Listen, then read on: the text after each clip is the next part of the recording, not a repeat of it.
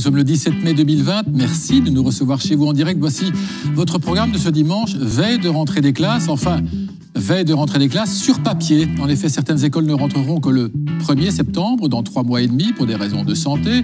D'autres établissements voudraient recommencer demain, mais ne le feront pas, faute de masques, arrivés trop tard. L'histoire se répète, c'est à désespérer. Puis il y a ces élèves qui veulent rester à la maison malgré les cours, qui reprennent. Bref, le virus fait valser la cohérence.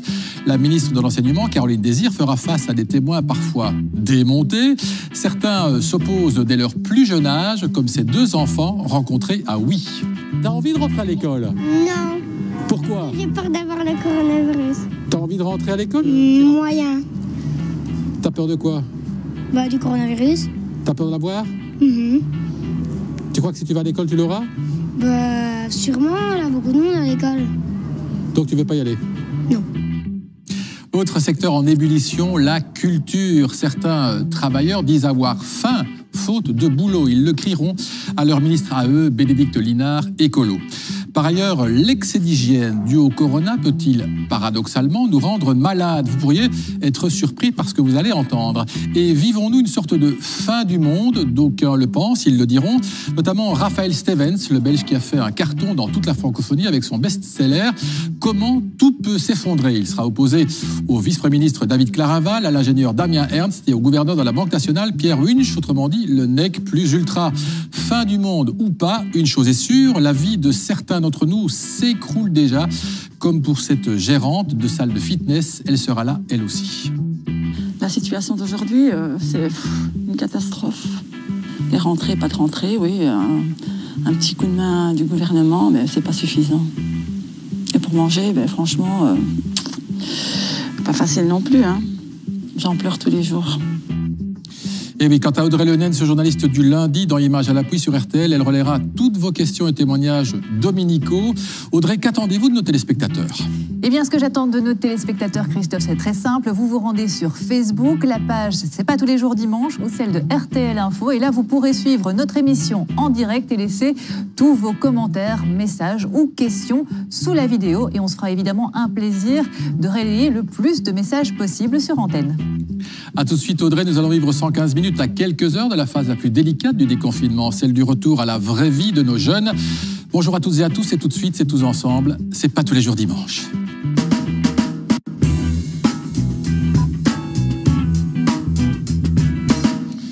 Bienvenue dans ce C'est pas tous les jours dimanche numéro 188, un double 8 qui fera tourner les têtes avec d'abord la révolte du secteur culturel, qu'ils soient techniciens, comédiens, peintres, danseurs, exploitants de salles, etc. Ce sont des dizaines de milliers de Belges qui disent et qui se disent à genoux par la faute du virus, à genoux mais prêts à se relever.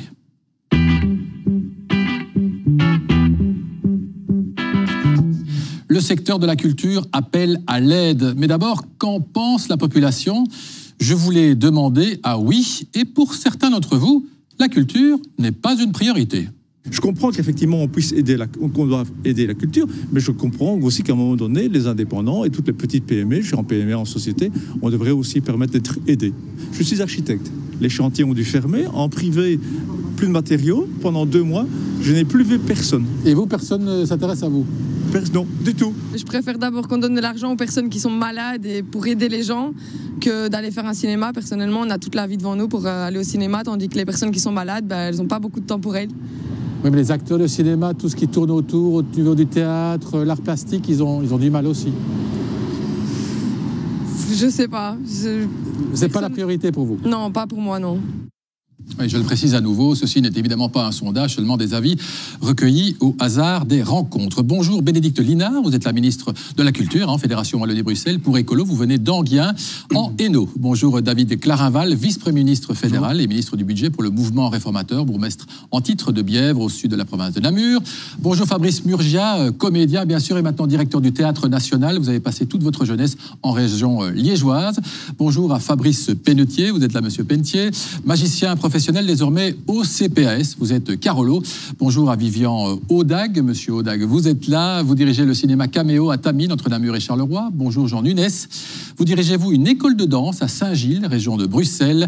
Bienvenue encore à un véritable héros, Fabien Bureau, Fabrice Bureau, professeur et vice-recteur de l'Université de Liège. Au début de la pandémie, professeur Bureau, vous avez inventé une nouvelle manière de faire des tests Covid avec moins de réactifs et ça a permis évidemment de sauver de nombreuses vies. Encore merci et bravo pour cela. Audrey Lenens est également là et bien là en liaison directe avec vous qui nous regardez. Jean Nunes, directeur de l'école de danse Vibes ou Vibes à Saint-Gilles, région de Bruxelles, 300 élèves, 12 professeurs. C'est votre gagne-pain, mais vous ne gagnez plus rien. Votre spectacle de fin d'année a été reporté, c'est un tiers de votre budget, vous devez payer les lois sociales, votre loyer. Bref, c'est la catastrophe. Vous nous dites que dans nos régions, Wallonie et Bruxelles, 4 écoles de danse ont déjà dû fermer leurs portes. C'est la fin des écoles privées de danse. À ce stade-ci, je vais dire que je parle au nom de tous mes confrères, parce que voilà, je suis un peu, entre guillemets, un porte-parole. La situation est assez grave, puisqu'effectivement, il faut savoir que les écoles de danse fonctionnent avec des membres à l'année, à la saison, et que le gala de fin d'année est un peu le travail et un budget qui est important pour nous pour pouvoir tenir jusqu'à septembre. Donc les galas ne sont même pas reportés, sont carrément annulés, vu qu'à ce stade-ci, on ne sait même pas quand est-ce qu'au niveau de la culture, on va pouvoir recommencer à aller dans les centres culturels. Donc c'est une grosse catastrophe, oui, parce que voilà, avec toutes mes démarches, on essaie de mettre en place avec les confrères du secteur des solutions possibles. On est en train de se débrouiller par nous-mêmes, puisque personnellement, on n'a déjà pas eu beaucoup de confiance, en tout cas par rapport à nos attentes. Ici, on essaie de trouver des solutions, d'aller de l'avant. C'est assez compliqué, puisque voilà, comme vous venez donc de citer, les ONSS ne lâchent pas, les loyers sont toujours là. Moi, avec mon propriétaire, ça a été très vite réglé en 10 secondes, c'est non, je ne lâche pas. Donc voilà, il faut trouver des solutions pour continuer à les payer. Sans aucun revenu, donc. Sans aucun revenu, sans quoi que ce soit. Bon, ici, je peux encore tenir un petit peu. Il y a déjà d'autres écoles de mes confrères qui m'ont déjà dit clairement dans le groupe qu'ils ne vont plus tenir très longtemps comme ça. Oui, or la danse, c'est beaucoup de monde, vous le dites, c'est énormément de jeunes qui évidemment en font une véritable passion. Vous dites aussi que si on limite le nombre d'élèves par classe dès septembre, si vous rentrez, on espère évidemment que ce sera le cas, on va le voir avec le professeur Bureau dans un instant, vous dites c'est la mort assurée, ce sont vos mots. Oui, parce que en fonction du nombre d'élèves que l'école a besoin pour entretenir ses professeurs et donc son infrastructure, si vous passez à partir de septembre et si encore, entre guillemets, on réouvre en septembre et qu'on nous impose pour des raisons d'hygiène et de santé, c'est tout à fait normal, de sécurité, qu'on peut passer qu'à 8 élèves alors qu'en général on a 15 ou 20 élèves.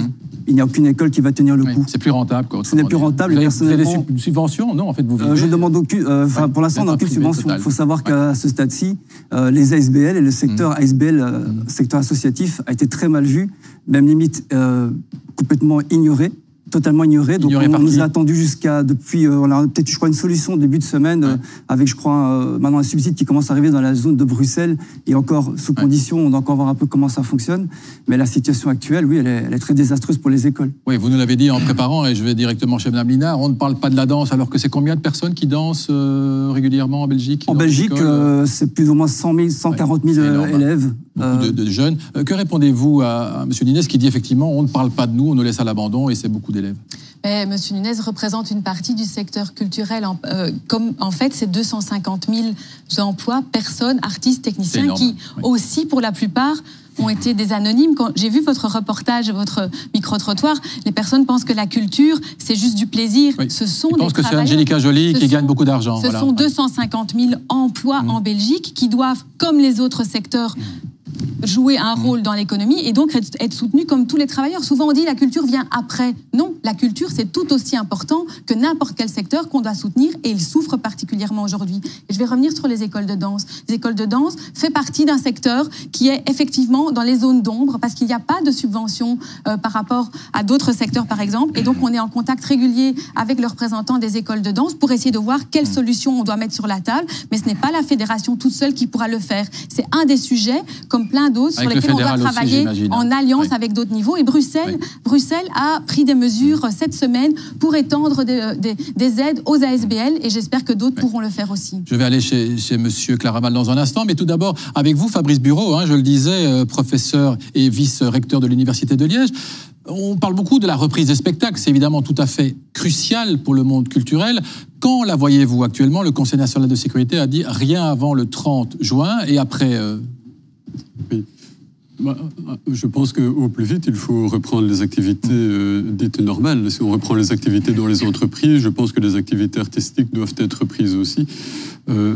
Évidemment, le problème du confinement, c'est qu'il doit se faire graduellement pour éviter de resaturer à nouveau les soins intensifs dans les hôpitaux. Donc cet été, on pourrait peut-être voir des petits spectacles et puis aller vers des plus grands spectacles après. Mais alors aussi quelque chose de très important, car vous avez énormément de spécialités, on va le voir dans le courant de cette émission. Vous avez donc inventé ce test et on en a déjà parlé. Vous êtes aussi un spécialiste des vaccins.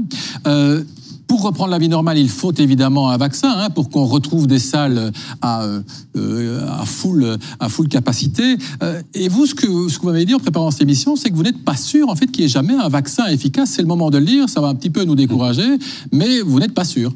Non, en fait, un vaccin humain contre un coronavirus, parce que le coronavirus auquel on est confronté ici, c'est un coronavirus parmi d'autres. Il n'y a toujours pas de vaccin contre un coronavirus humain. Donc, c'est pas quelque chose de facile à réaliser. Et ça ne va pas se faire comme ça en 2 coups de cuillère à peau. Il faudra au moins 1 an pour avoir un vaccin, si jamais on en a un, oui. Et en plus, on n'est pas sûr qu'il sera 100% efficace. Bien sûr que non. Le vaccin de la grippe, par exemple, ne l'est pas 100% efficace. Donc, attention, on en a encore pour longtemps. Ce virus va-t-il jamais disparaître, monsieur le professeur ? Ça, c'est très, très difficile à dire. Donc, c'est un virus qui peut se comporter comme les autres, c'est-à-dire disparaître ou revenir chaque année, comme c'est le cas pour les épisodes de grippe. On ne sait pas encore. Donc, c'est impossible de le dire. Donc, beaucoup d'incertitudes. Mais donc, ça, c'est vraiment nouveau avec vous. Et je le répète, vous êtes un des grands spécialistes belges du vaccin. On n'est pas sûr que ça marchera un jour. Évidemment, ça a de l'importance pour vous, Fabrice Murgia, vous avez une magnifique salle, le Théâtre National fait aussi beaucoup de tournées, vous êtes très inquiet de ce qui se passe, et tout d'abord, comment vous réagissez à ces gens qui disent, effectivement, la culture, c'est pas la priorité, c'est les soignants d'abord? Je rejoins tout à fait les propos de Madame la Ministre. Je pense que derrière, il ne s'agit pas de retourner au musée, au cinéma, il s'agit de 250 000 personnes dont les 2/3 n'arrivent pas à remplir leur frigo, sont menacées, parce que pour nous, effectivement, la culture, ça ne s'arrête pas au déconfinement. La reprise des activités ne va pas recommencer, on va vivre longtemps avec, c'est pour ça qu'il faut... On vient de l'entendre avec le professeur. Bien sûr, il faut un fonds de mesures conséquentes, et effectivement, ce n'est pas le rôle de la Fédération Wallonie-Bruxelles. Le rôle de la Fédération Wallonie-Bruxelles, c'est de mettre en place des budgets pour faire des projets de la relance. Oui, mais à quoi ça sert la culture, M. Bourgeat? Parce que vous êtes un spécialiste, vous êtes un passionné, vous êtes un comédien connu, un directeur reconnu. Vous avez parlé d'ailleurs de Franklin Roosevelt aux États-Unis, qui a vraiment relancé finalement l'économie en relançant la culture. Pouvez-nous nous en dire un mot? On parle évidemment d'après la Grande Dépression, 1929, le krach boursier. Et Roosevelt, il relance cette culture et ça va finalement servir de moteur. Bien sûr, il y a la dimension de ce qu'on appelle le soft power, c'est-à-dire à quel point nos valeurs nos valeurs démocratiques, la construction de la société. Mais moi, j'ai pas envie ici de venir dire à quel point encore la culture est importante, ou pour l'économie, on est aussi important que l'industrie automobile. En fait, on a le droit d'être sauvé comme tout le monde. C'est juste ça qu'on a envie de dire. On représente 50 milliards du PIB de ce pays. On a le droit d'être sauvé comme tout le monde. Je ne sais pas pourquoi l'ORECA, la culture, qui vont avoir un impact de cohabitation beaucoup plus long, n'ont pas des mesures particulières. Et aujourd'hui, nous avons quoi? 8 millions pour indemniser un petit peu les artistes, et dont 800 000 euros pour le cinéma. Imaginez-vous, la moyenne d'un film belge, c'est 2,5 millions. C'est peanuts. Et ce n'est pas de la fédération que doit venir la solution, c'est du fédéral. Il y a 21 milliards. Il y a 21 milliards, ou je ne sais pas combien, qui sont sortis pour venir en secours d'un plan de relance, d'un monde, pour sauver le monde tel qu'il était avant. Et nous faisons partie de ce monde tel qu'il était avant. Et vous demandez quoi alors? Soyez concret, M. Clarinval réagit dans une seconde. Ce que je demande, devant vous, profitez-en. Des mesures identiques à l'échelle des pays européens. On voit que l'Allemagne et la France ont développé des milliards. Alors évidemment, nous ne sommes pas dans les mêmes échelles, mais 50 milliards du PIB, 5% pardon, du PIB, ça parce qu'avec les 50 milliards, vous m'inquiétez un peu, on a un PIB d'environ 400 milliards, donc effectivement, vous parlez de 5%. On parle de 5%, tout à fait. Donc ce qu'on demande, c'est des mesures identiques. Alors d'abord des mesures de fond pour protéger les travailleurs et les travailleuses de la culture, c'est-à-dire il ne s'agit pas que des artistes, on parle des artistes tout le temps, mais il s'agit des intermittents du spectacle, c'est-à-dire les 20 personnes qui m'ont tapé sur l'épaule en rentrant dans ce plateau, qui m'ont dit « Allez, vas-y, défends-nous ». Donc il ne s'agit pas que des gens, il ne s'agit pas d'aller au cinéma. Voilà. Ok, votre réponse, les autres le font, l'Allemagne, la France, dit M. Murgia, et nous? Il faut quand même rappeler quelques éléments. Tout d'abord, moi je suis ministre des musées fédéraux. Et donc le message que j'ai eu du secteur culturel fédéral, c'était qu'il voulait reprendre le travail le plus vite possible. Et donc dès le mois d'avril, j'ai mis en place, avec Michel Draguet, les Beaux-Arts, une boîte à outils qui est utilisable par tous les musées pour pouvoir reprendre dès demain. Ensuite, on a permis à ce secteur de redémarrer dès demain. C'est le premier secteur culturel qui peut relancer. C'est une bonne chose. On a également, j'ai débloqué 100 millions d'euros pour les musées, pour pouvoir puiser dans leurs réserves, notamment pour pouvoir passer le cap. Donc, en ce qui me concerne, au niveau fédéral, pour la partie culturelle dont nous sommes responsables, tout est en ordre à partir de demain, et on a débloqué des moyens conséquents. Alors, il y a évidemment toute la partie qui vient de la communauté, et là, Madame Linard travaille sur un plan. Donc vous dites que c'est plutôt la communauté qui doit réagir. En tout cas, en ce qui nous concerne, le travail est fait. Non, le travail est fait. Alors, on a également travaillé sur d'autres secteurs. Madame Meul, au niveau du chômage, qui est ministre des Affaires sociales au niveau du gouvernement fédéral pour le CDNV. On a débloqué des moyens pour le chômage, 5 milliards, c'est très conséquent, et on a assoupli les règles pour le secteur culturel. C'est vrai que quelles règles vous avez assouplies on permet pour l'ONEM d'avoir plus facile, d'être moins strict à l'égard du secteur culturel qu'habituellement, parce qu'en effet, c'est difficile pour ce secteur de démontrer qu'ils ont, par exemple, un contrat. Par exemple, il y a beaucoup d'intermittents ou des gens qui sont dans des intérims. Vous êtes plus lâche avec eux, vous allez pouvoir leur permettre d'avoir plus rapidement de l'aide. C'est ce que l'on a fait et c'est ce qui est en place. Il y a également des mesures pour les indépendants. Il y a une partie du secteur culturel qui est dans les mains des indépendants. Mais soyons de bon compte, il y a en effet une partie de ces personnes, et nous sommes très solidaires à l'égard d'eux. On a fait tout ça déjà très rapidement. Et mon parti est sorti récemment avec toute une série d'idées pour bien démontrer qu'on y est attentif.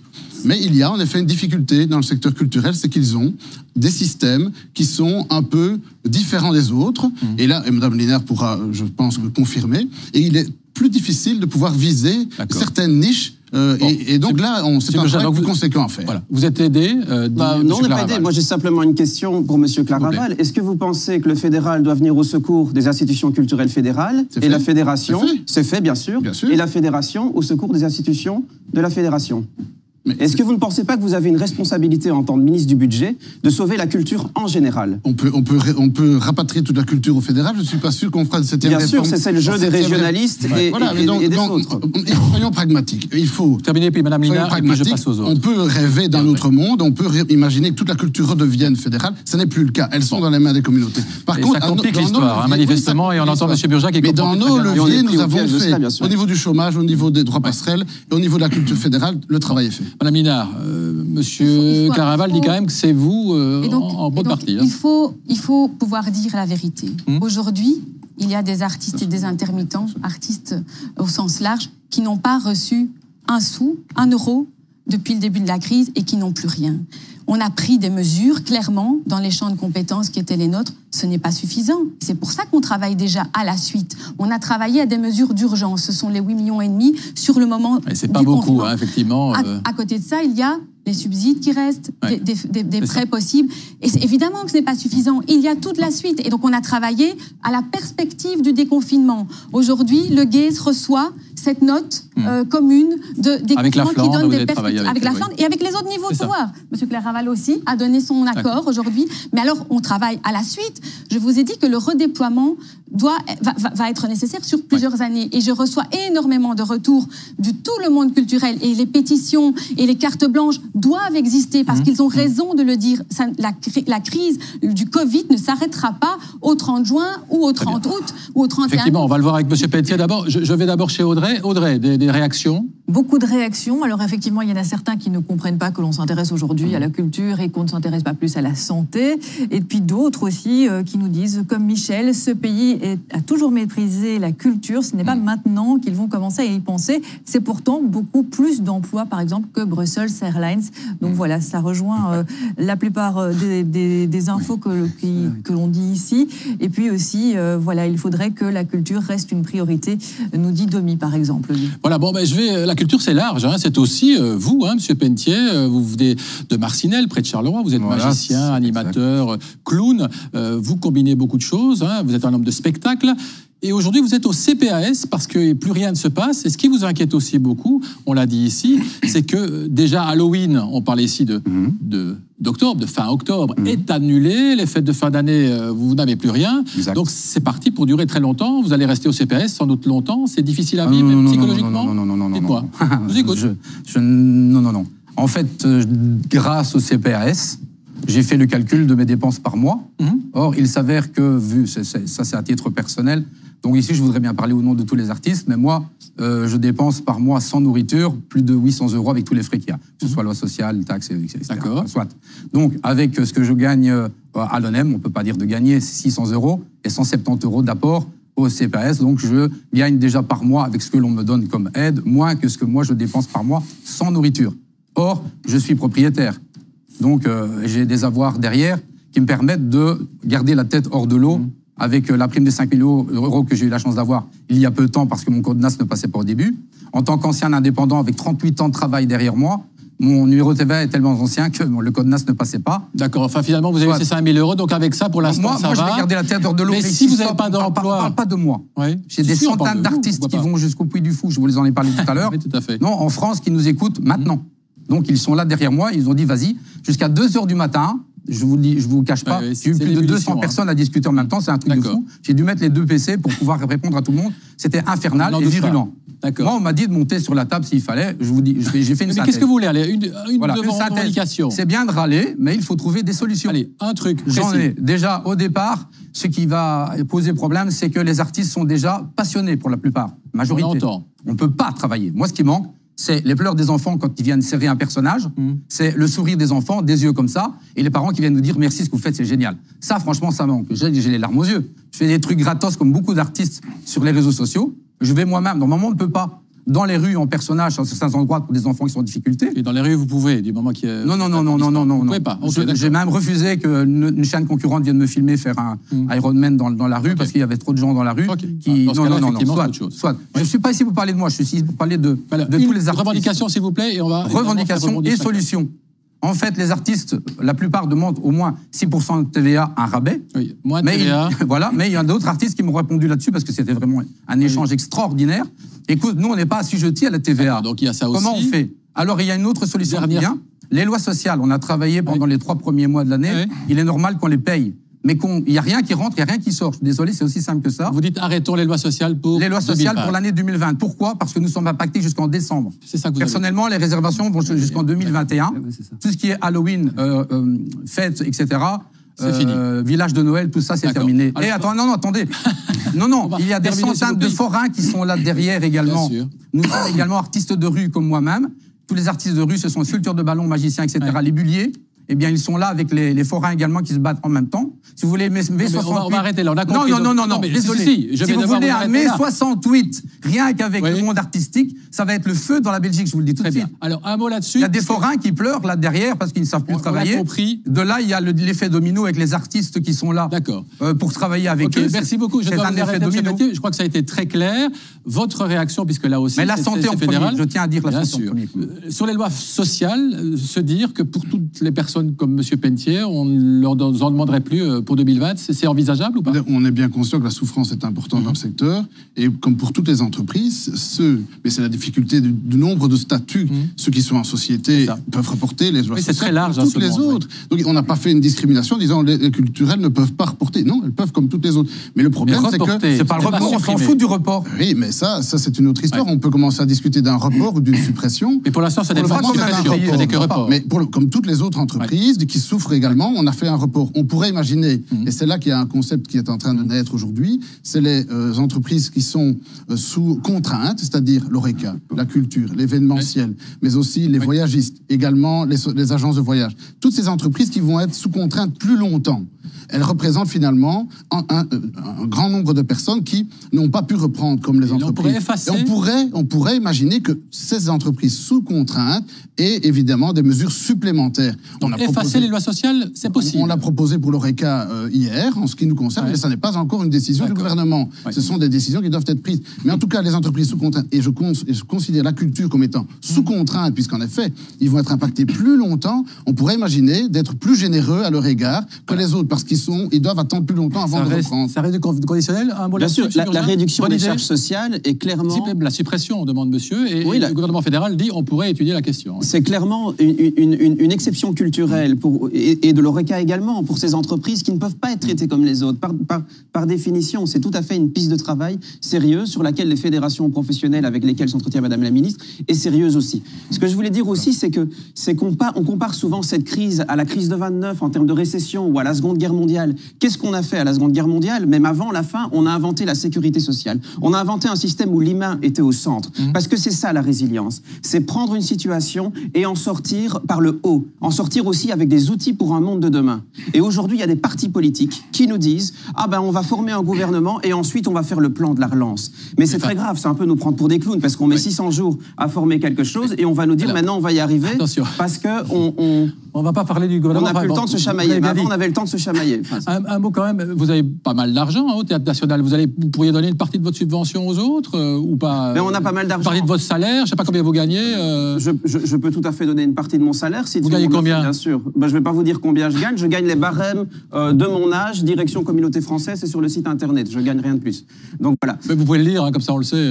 Mais je vais pas le dire ici, monsieur. D'accord. Monsieur de Borsus, si je peux me permettre là-dessus, et puis, je pense que c'est important de ne pas opposer les gens aujourd'hui les uns contre les autres. Voilà. Que ce soit des opérateurs, des lieux, des compagnies, des artistes, des techniciens et des politiques. Entre autres, on doit travailler ensemble. Ce sera la seule manière de sortir gagnant. Quand on parle de le fédéral a la main sur le revenu garanti à donner aux artistes, c'est vrai, c'est le fédéral, ce n'est pas moi. Et vous arrivez à travailler ensemble? On essaye de travailler ensemble, c'est un début, mais il y a aussi plein de choses qu'on peut faire en fédération et je vais prendre ma part. Quand on crée cette task force sur le redéploiement, une des grandes questions pour le futur, c'est comment est-ce qu'on recrée le lien avec le public? Le public qui aujourd'hui parfois a peur, qui est chez lui, qui n'est pas autorisé, certains ont envie de revenir, il va falloir être innovant. Pourquoi ne pas penser par exemple à avoir de la culture en dehors des murs et d'utiliser les espaces naturels, l'extérieur, pour penser autrement la façon de recréer le lien avec le public. Il y a plein de pistes qui existent et c'est à ça qu'on doit travailler et c'est à ça qu'on a commencé à travailler aussi. Oui, on parle d'ailleurs de spectacle en drive-in. Maintenant, les gens viennent dans leur voiture voir un spectacle.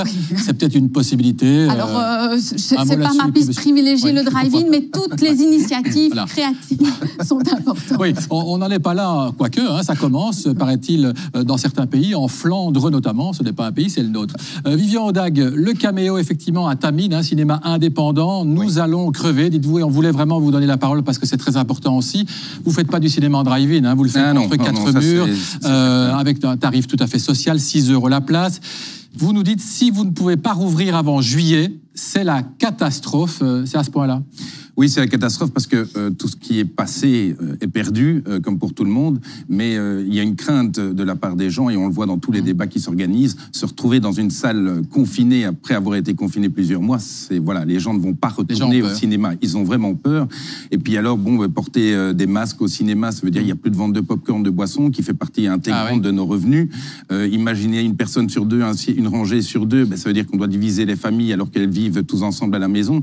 Et puis il y a la crainte aussi, après le déconfinement, qu'il y ait une deuxième vague, mais est-ce que les gens vont revenir? Parce que la consommation des films était tout à fait différente pendant le confinement. Certains ont dit, pour le prix d'une place dans un gros complexe, on a un abonnement d'un mois à Netflix, on a pris cette habitude de consommer différemment. Et puis, il ne faut pas oublier que des cinémas comme le nôtre, ils ont un enjeu social. Bien sûr. On est tout petit, d'accord, mais il y a beaucoup de gens qui ne font pas dans les gros complexes, qui viennent dans des petits cinémas. Très dynamique, je vous suis. Vous avez peur parce que le gouverneur de la province de Namur, semble-t-il, vous a dit que vous ne commenceriez pas avant longtemps, dites-nous. Mais, oui, il a fait paraître une note de Nimaten en disant qu'il n'y aurait pas d'événement public intérieur-extérieur avant le 31 août. Donc c'est pas encore clair, ça. C'est clair, c'est pas clair, mais au mois de septembre, on va avoir une période très difficile pour nous, comme chaque année. Ça veut dire qu'on n'est pas reparti avant le mois de décembre. Donc ça vous fait très très peur. Un mot, et on termine avec vous, 30 secondes. Monsieur Claraval, il est membre de votre parti, de Nimaten, libéral comme vous. C'est à ce point-là où on pourrait revenir au cinéma avant? Pour répondre clairement sur ça, le fédéral a demandé à Denis Maten de retirer cet arrêté parce qu'il était tout à fait en décalage avec la... Donc on pourrait prendre le 1er juillet, c'est pas impossible, les cinémas? On travaille, et Madame Lénard, sur un plan de déconfinement. Et donc ce plan-là, il a été proposé au GAES récemment. Les virologues vont le valider ou le modifier, bientôt. Je l'espère, et ensuite on pourra le valider en CNS. Ça pourrait être le 1er septembre, le 1er juillet, c'est ça qu'on espère évidemment. Le SECNER ne nous dit pas, on veut tip-top une date, mais on veut des perspectives. On veut nous dire si c'est le 1er septembre ou le 30 septembre, mais au moins on veut des perspectives. Et plutôt le 1er juillet. Ou le 1er juillet, mais pour les différents. Et donc on verra ça. Et donc par secteur, il y a des demandes différentes, et ces demandes sont relayées dans ce plan de déconfinement, parce que c'est important que des petits cinémas par rapport aux grands complexes puissent revivre aussi et ne pas disparaître. Et qu'on s'équipe aux normes sanitaires. Au Théâtre National, ça coûte 40 000 € par mois pour se mettre dans les règles. Et ça, c'est un enjeu de la Fédération Wallonie-Bruxelles aussi, de savoir comment soutenir la période de déconfinement. Merci à tous. On voit qu'il y a beaucoup de frais, il y a beaucoup d'idées, et on saura donc bientôt quand tout ça pourra